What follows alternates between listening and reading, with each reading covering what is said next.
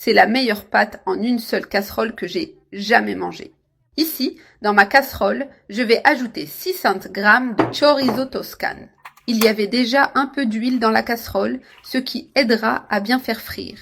Maintenant, j'allume le feu et je laisse le chorizo dorer complètement. J'ai retiré la peau avant de le faire frire pour qu'il soit encore meilleur. Et voici mon chorizo bien frit, doré et avec un arôme incroyable. Maintenant, j'ajoute 500 g de viande de bœuf hachée. Je mélange bien pour que la viande cuise avec le chorizo et absorbe sa saveur.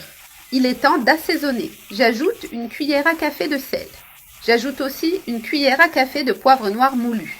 J'incorpore une cuillère à café de paprika piquant pour plus de saveur. Une cuillère à café de lemon pepper et je termine avec une cuillère à café d'origan.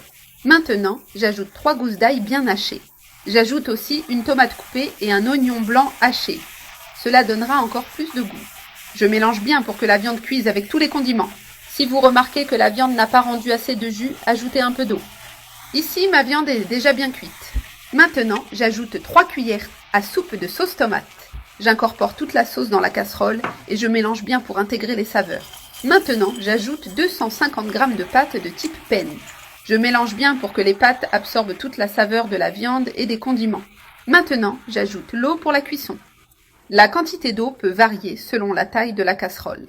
Dans mon cas, je vais ajouter environ 1,5 litre d'eau.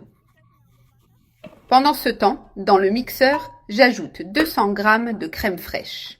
J'incorpore aussi 100 g de mozzarella râpée. Et ici, j'ai 3 pommes de terre cuites qui rendront la sauce super crémeuse. Maintenant, je couvre le mixeur et je mixe le tout jusqu'à obtenir un mélange homogène.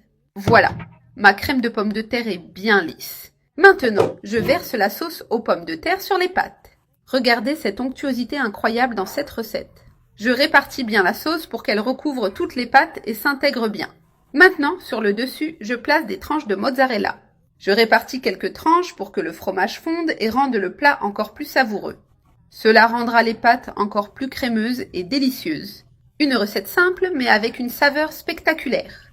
Maintenant, je place la dernière tranche de fromage au centre. Je couvre la casserole pour que le fromage fonde plus rapidement.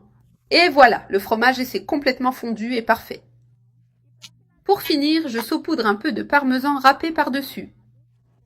Cela ajoute une touche spéciale et rehausse encore plus la saveur des pâtes.